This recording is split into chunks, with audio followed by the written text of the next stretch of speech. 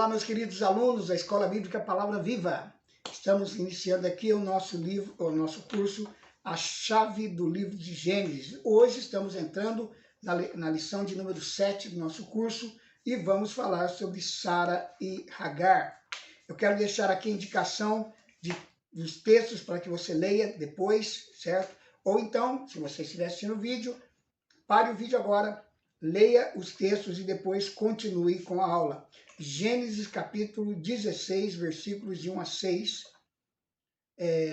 21, de 8 a 14, e no Novo Testamento, Gálatas capítulo 4, 21 a 31. Esses textos, que estão aparecendo aí na tela, é para você fazer a sua leitura para acompanhar o estudo que vamos começar agora. A história de Sara e Hagar, relatada em Gênesis capítulo 16, do versículo 16 a 21, é mais do que uma narração de fatos, pois o Novo Testamento ensina que a relação de senhora e escrava tem um significado espiritual, porque representam as duas alianças. O apóstolo Paulo, ao interpretar essa história, declara em Gálatas 4:24, essas coisas são alegóricas, porque essas mulheres são duas alianças. Uma, na verdade, se refere ao Monte Sinai, que gera para escravidão. Esta é Hagar. Esta alegoria foi usada pelo apóstolo para combater o ensino falso de ensinadores que queriam misturar o judaísmo com o cristianismo e acrescentar a lei ao evangelho da graça de Deus. Então havia uma influência judaizante na igreja e Paulo está combatendo essa influência escrevendo esta alegoria. Ele está ensinando os seus leitores, os cristãos da Galácia, a respeito de como que eles poderiam combater essa heresia que estava penetrando no seio da igreja. Paulo, em Gálatas 4:24, escreveu: e isto por causa dos falsos irmãos, que se intrometeram com o fim de espreitar a vossa liberdade que temos em Cristo Jesus e reduzirmos a escravidão. Porque para Paulo, o retorno à lei seria voltar à escravidão. Deus nos libertou da lei. E ele vai mostrar como que a lei é cumprida em nós através da vida de Cristo que agora opera em nós. As igrejas da Galácia ficaram contaminadas pela doutrina que insiste em que, para ser salvo e viver em santificação, além de confiar em Cristo, o cristão precisa guardar a lei, incluindo o rito da circuncisão. Em Efésios 2, 8 e 9, o apóstolo Paulo deixa bem patente que pela graça sois salvos mediante a fé. Isto não vem de vós, é dom de Deus, não de obras, para que ninguém se glorie. A lei não salva nem santifica ninguém. Além disso, o ensino do Senhor Jesus exige mais do que a lei, porque a lei julga somente as ações, enquanto o ensino do Senhor Jesus julga até os motivos das nossas ações, conforme ele ensinou lá em Mateus capítulo 5, versículo 21, 22, 27 e 28. Então, no Sermão do Monte, Jesus ensina de maneira bem clara que os seus mandamentos são muito mais pesados do que a da lei. Por isso que eles não são possíveis de serem cumpridos na sua própria força. Você precisa da vida dele em você. E graça nada mais é do que Jesus viver a vida dele em nós. Os mesmos pecados condenados nos 10 mandamentos também são condenados no Novo Testamento, pois a justiça de Deus é a mesma. Somente o 4º mandamento não é ensinado no Novo Testamento, mas os demais mandamentos todos são ensinados e o cumprimento deles é previsto também no Novo Testamento. Porém, a diferença é que no Novo Testamento há um elemento poderoso que nos leva a cumprir os mandamentos, que é a manifestação da graça de Deus em nós. O Novo Testamento não ensina que a lei morreu, antes que o crente morreu para a lei. Esse é o ensino do capítulo 7 de Romanos. Assim, meus irmãos, também vós morrestes relativamente à lei por meio do corpo de Cristo, para pertencerdes a outro, a saber, aquele que ressuscitou dentre os mortos, e deste modo frutifiquemos para Deus. Romanos capítulo 7, versículo 4. Em Gálatas 2,19, Paulo escreveu: porque eu, mediante a própria lei, morri para a lei, a fim de viver para Deus. Estou crucificado com Cristo. O crente não pode servir aos dois senhores, à lei e ao Senhor Jesus. Ele tem de reconhecer o fato de que morreu para a lei, a fim de viver para o Senhor Jesus. Então, é disso que Paulo está falando na carta. Tem que haver uma escolha. Ou nós vivemos pela lei, ou morremos para a lei. E Cristo nos crucificou com ele para que nós morrêssemos para a lei. A lei continua em evidência. Ela continua viva, mas nós morremos para ela e vivemos para Cristo. Então nós vamos ver aqui que a velha e a nova alianças são distintas, diferentes e não se misturam.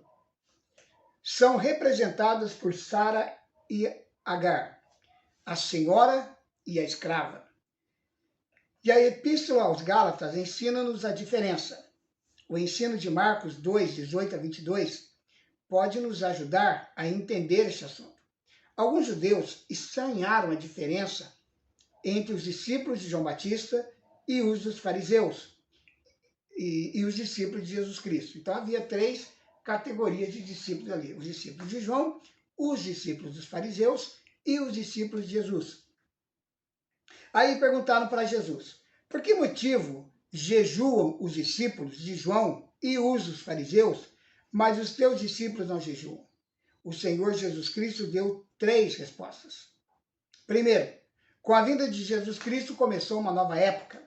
Respondeu o Senhor Jesus: podem porventura jejuar os convidados para o casamento enquanto o noivo está com eles? Como o casamento marca uma nova época para os noivos, da mesma maneira a vinda de Jesus Cristo marcou o começo de uma nova época da graça de Deus. O Senhor Jesus não veio para remendar a velha aliança, como um remendo novo no vestido velho. Ele veio para nos oferecer o vestido completamente novo da justiça de Deus. O Senhor Jesus não veio para dar uma nova vida sob as condições da velha aliança, mas sim pela graça de Deus. Ninguém põe vinho novo em odres velhos.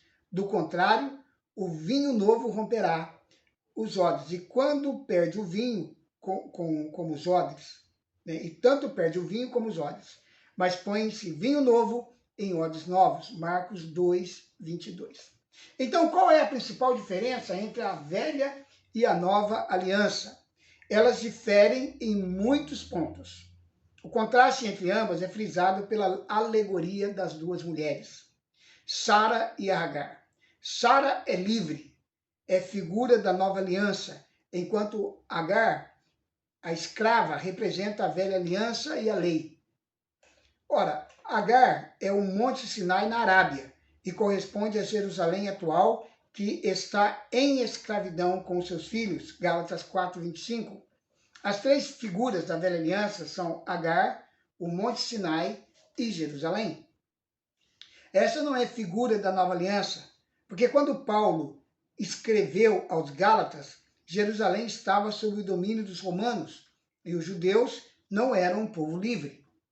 A Jerusalém celestial é que é figura da nova aliança, mas a Jerusalém lá em cima é livre, a qual é nossa mãe, Gálatas 4, 26.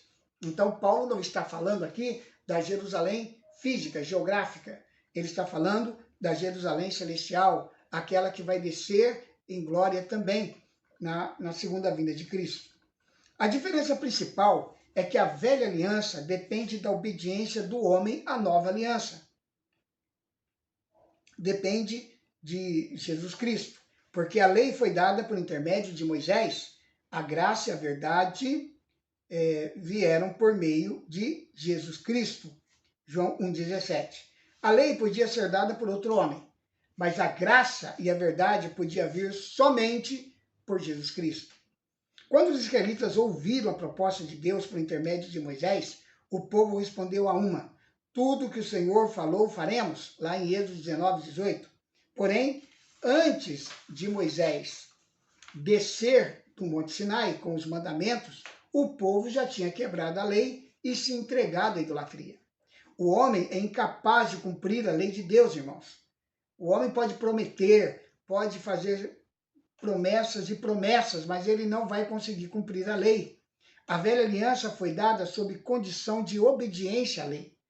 Por isso, o homem encontra-se condenado perante Deus. Ora, sabemos que tudo que a lei diz, aos que vivem na lei o diz, para que se cale toda a boca e todo mundo seja culpável perante Deus. Romanos 3,19. É maldito todo aquele que permanece em todas as coisas escritas no livro da lei para praticá-las. Gálatas 3:10, parte B, citando Deuteronômio 27, 26. As exigências da lei escravizam os que estão debaixo dela. Também todo que comete pecado é escravo do pecado. João capítulo 8, 34. A nova aliança depende do Senhor Jesus, do que ele é e do que ele fez por nós. A palavra-chave da nova aliança não é fazer, mas sim consumado. O Senhor Jesus bradou na cruz: está consumado, tetelestai, João 19:30. O sangue de Jesus Cristo é a base da nova aliança. Ao instituir a ceia, ele disse: porque isto é o meu sangue, o sangue da nova aliança, derramado em favor de muitos para a remissão de pecados. Mateus 26, 28. Ele é o mediador da nova aliança. Hebreus 9:15. Como mediador, ele conseguiu a nossa reconciliação com Deus e representa o seu povo perante Deus. Por isso mesmo, Jesus se tem tornado fiador de superior aliança. Hebreus 7:22. A responsabilidade de fiador é muito grande, porque ele fica responsável pela dívida e compromisso de outros. Por isso até a Bíblia exorta a não sermos fiadores. Assumir a responsabilidade pelo pecado da humanidade é a maior responsabilidade de todos os tempos. E foi exatamente isso que o Senhor Jesus fez. Ele pagou o preço para nos redimir para Deus. Qual é então a função da lei? Bom, pela lei vem o pleno conhecimento do pecado, diz Romanos capítulo 3, verso 20. A principal finalidade da lei é mostrar ao homem o que é pecado e como ele necessita da obra da cruz de Cristo para resgatá-lo do pecado e da sua condenação, da maldição e da escravidão da lei. Gálatas capítulo 3, versículo 13. Em Gálatas 3:24 nós lemos: de maneira que a lei nos serviu de aio para nos conduzir a Cristo, a fim de que fôssemos justificados por fé.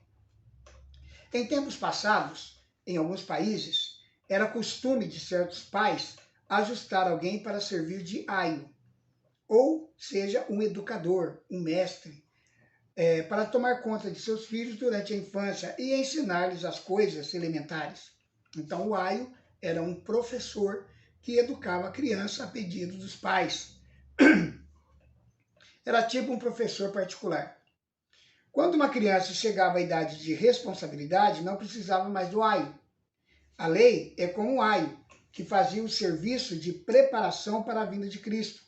Mas, uma vez que Cristo já veio, não há mais necessidade da tutela da lei. Em Gálatas capítulo 4, verso 1, o apóstolo Paulo continua com o mesmo tema e com uma ilustração semelhante. Desta vez, uma pessoa da época da lei é comparada a uma criança que é herdeira. Digo, pois, que durante o tempo em que o herdeiro é menor, em nada difere do escravo, posto que ele é senhor de tudo, mas está sob tutores e curadores, até o tempo pré-determinado pelo Pai.